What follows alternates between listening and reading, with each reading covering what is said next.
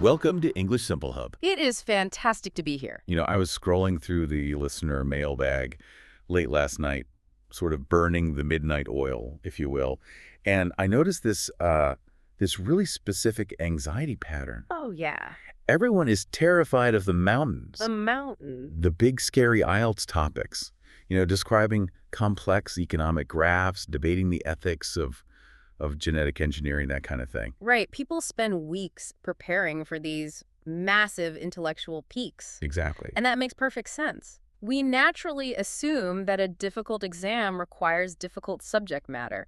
If you want a Band 9 score, you expect to have to sound like a professor. You do. But today, we are flipping that logic completely on its head. We've been analyzing this fascinating training masterclass on IELTS Speaking Part 1. And the takeaway is, well, it's honestly a bit startling. It really is. The danger isn't the mountain. The danger is the molehill. Specifically, it's that deceptively simple question. What is your morning routine? It sounds so easy, doesn't it? If I ask you, what do you do in the morning? You don't have to search your brain for data. You know the answer. I wake up, I brush my teeth, I have coffee, I go to work. And that is exactly the trap. That's the trap. Because the answer is so incredibly easy to access mentally, candidates just go on autopilot. They relax, they give a boring, flat Band 6 answer. They sound like robots. Right, reciting a schedule. Precisely. And in an exam that is testing your lexical resource, your vocabulary range being boring is fatal. You aren't being graded on your honesty. You're being graded on your range. So if you give a simple answer to a simple question, You get a simple score. So the mission for this deep dive is to take the most mundane topic in the world, waking up, and polish it until it shines like a Band 9 diamond. Yeah, we're going to extract the specific collocations, the grammatical pivots, and the idioms that turn I eat toast into a high-level performance. And we have a clear roadmap for this, right? We do. We're going to look at the strategy of contrast, which is a lifesaver. We're going to settle the great breakfast debate. And finally, we're going to figure out your sleep personality. Are you a bird or an owl? Exactly. I have a feeling I know which one I am, and it's not the one that catches the worm. So grab your coffee or your tea, and let's unpack this. Let's dive in. Okay, so let's start with that classic opener. The examiner looks at you and asks, what is your morning routine? Now, the source material suggests a strategic pivot here immediately. Right. As we said, the instinct is to just list your schedule chronologically. 7 a.m. wake up. 7.15 shower. Which is not a conversation, it's a timetable. It's a timetable. So the source argues for the strategy of contrast. You have to break the pattern. How do you do that? You answer with the magic phrase, it depends. It depends. This immediately signals to the examiner that you can handle complex structures. You then contrast your weekdays with your weekends. I love that. It immediately doubles the amount of vocabulary you can use. It does. So let's look at the weekday vocabulary first. It starts with that sound we all dread, the alarm. The alarm. Now, looking at the source, they highlight a specific phrasal verb here. The alarm goes off. Yes. My alarm goes off at 6.45. Can we just pause on goes off for a second? Because English is so weird. It is a bit strange, isn't it? If a bomb goes off, it explodes. If milk goes off, it's rotten. But if an alarm goes off, it starts making noise. It's a tricky one. The context changes the meaning entirely. But for alarms, it's really the only one that sounds natural to a native speaker. Right, you'd never say the alarm started. No. You say, my alarm goes off, and then you have that universal human reaction. We hit the snooze button. Hit is such a great verb choice there. It implies a bit of aggression, doesn't it? Yeah, you're not gently pressing it, you are hitting it, silencing it. Exactly. And the source actually explains that snooze lets you steal exactly 10 minutes of extra sleep. That crucial 10 minutes. Linguistically, snooze is a great word. It means to sleep lightly.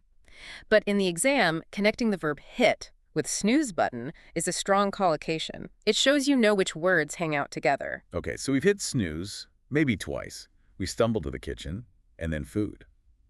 The source suggests mentioning a light breakfast. This is a golden rule for English learners. We use light to describe a meal that is small, a light breakfast, a light lunch. But here's what trips people up, and I've always been confused by this. If I have a massive meal, logic says I should call it a heavy breakfast. Right. Light versus heavy. Logically, yes. Linguistically, absolutely not. Why not? It's all about collocation, those word pairings that native speakers just use without thinking. Heavy for food has a negative feel.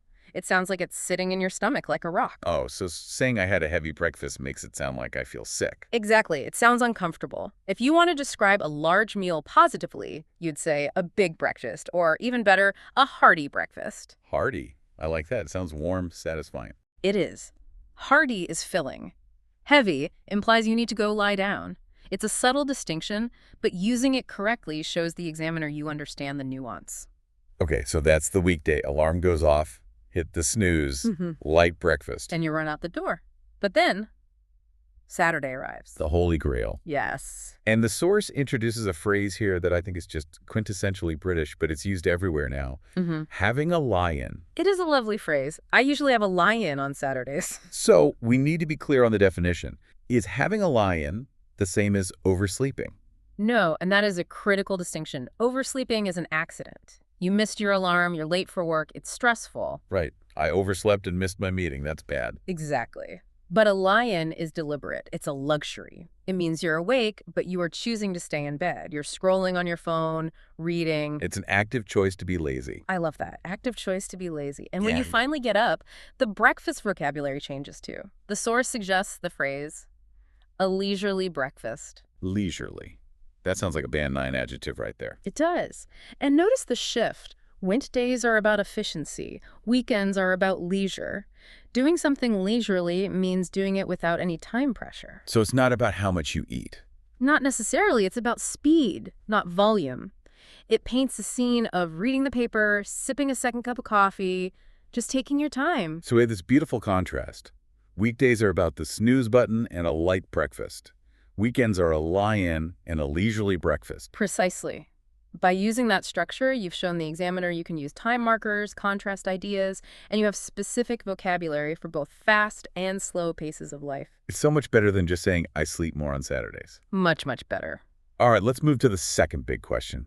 And this one feels almost philosophical. Is breakfast important? It is a standard question, and it usually gets a standard, boring answer. Yes, it is very healthy. Yawn. So the source suggests starting with emotion. Instead of a flat yes, you go with something like, oh gosh, yes. Oh gosh, yes. Yeah. It's very emphatic, like you really care about toast. It wakes the examiner up. It shows you have an opinion.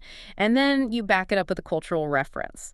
The source introduces a specific idiom here that is just fantastic. Which one? Eat breakfast like a king, lunch like a prince, and dinner like a pauper. I've heard this before, but let's break down the pauper part. We don't really use that word anymore, do we?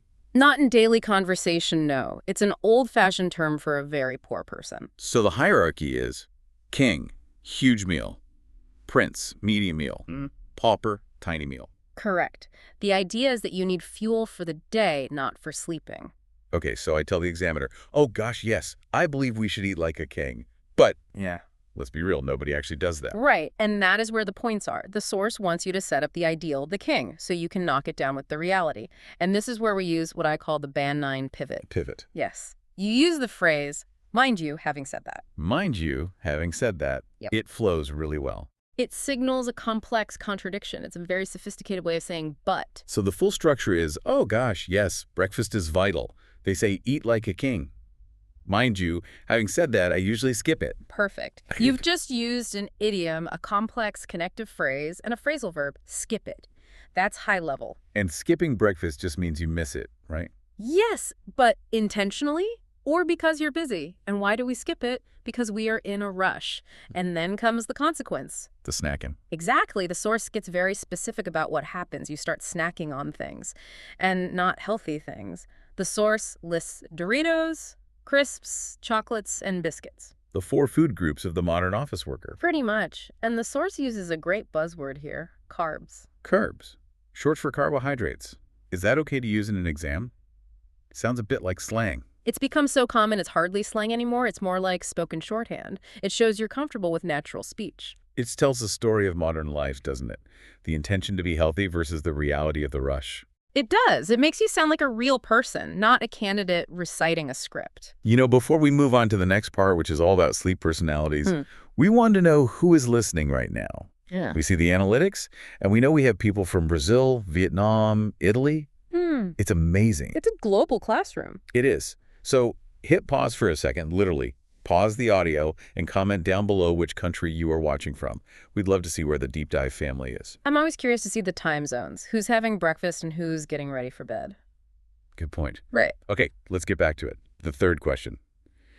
Do you like to get up early in the mornings? A polarizing question. Very. And the source, again, emphasizes, do not just say no. Right. If you hate mornings, own it. The source suggests strong negatives. No, absolutely not. Or, oh gosh, no. It's that emotion again. It is. It sounds so much more fluent than a robotic, no, I do not. And to explain why, the source takes us on a trip to the zoo. We have some animal metaphors here. We do. We have the early bird and the night owl. Let's start with the early bird. An early bird is simply someone who functions well in the morning. And this links to that famous proverb, the early bird catches the worm. Which means getting up early leads to success. Exactly. But not everyone is a bird. Some of us are owls. Night owls. Yes. A night owl is someone who functions better at night. And the source explains why. Owls are nocturnal animals. Nocturnal meaning they come out at night. Correct. So if you find your brain only switches on after 9 p.m., you are a night owl. I am definitely more of a night owl, and the source gives us a really cool idiom to describe what night owls do. They burn the midnight oil. I love this phrase. It has such history. It's really old, right? Very old. Pre-electricity. If you wanted to work or study late, you had to burn expensive oil in your lamp. So burning the midnight oil meant you were making a sacrifice to get work done. That adds such a cool visual layer. It's so much better than just saying, I study late. Exactly. And it's much better than I worked late. It adds that idiomatic color that examiners love. So if you're a night owl who burns the midnight oil, getting up at 6 a.m. is obviously going to be hard. But the source gives us a better word than hard. Struggle.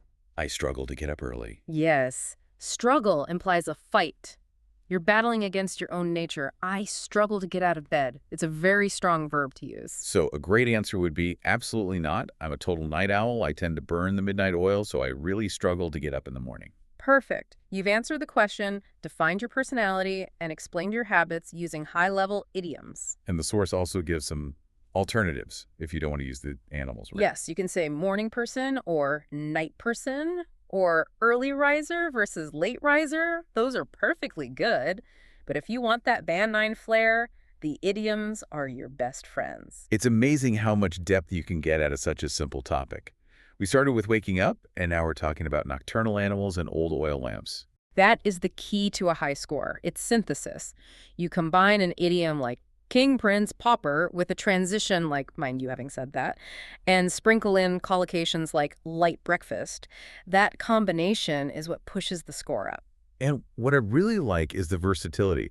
This vocabulary isn't locked to just morning routines. Not at all. Take struggle. You can struggle to learn a new language, struggle to find a job. Or burning the midnight oil. You could use that when talking about your studies or a big project at work. Even being in a rush. You can be in a rush to catch a train, in a rush to finish an assignment. The vocabulary is transferable. You're building a toolkit. Leisurely, struggle, skip, snack on. These are words that fit into 100 different conversations. And that is what fluency is. It's not just knowing a million words. It's knowing the right cultural phrases, like having a lie-in, that make your speech sound natural. Having a lie-in. I just love that phrase. It sounds so much more relaxing than sleeping late. It really does. It sounds like you earned it. All right. We have covered a mountain of vocabulary today. Before we wrap up, we want to hear from you again. We covered a lot of idioms today. Comment below which phrase you learned today. Was it the pauper, the night owl, or maybe the snooze button? I'm betting on burn the midnight oil. It's such a classic. I think eating like a pauper might win. It's just so dramatic. You shall see. So what's the big takeaway for our listeners? It means you should stop fearing the simple questions. Embrace them. See them as an opportunity to show off. If they ask you about your morning, don't just give them a list. Give them a story. Give them a story. Give them contrast. Give them emotion. Oh gosh, yes. Exactly. Be the candidate who wakes the examiner up. I love that. Well, that brings us to the end of this deep dive on morning routines. It's been a pleasure unpacking this with you. Likewise. If you enjoyed this deep dive and want to keep building that Band 9 vocabulary, make sure you subscribe to the channel for more IELTS podcasts. We have plenty more topics to explore. Keep practicing and don't hit the snooze button on your studies. Nice one. Thanks for listening, everyone.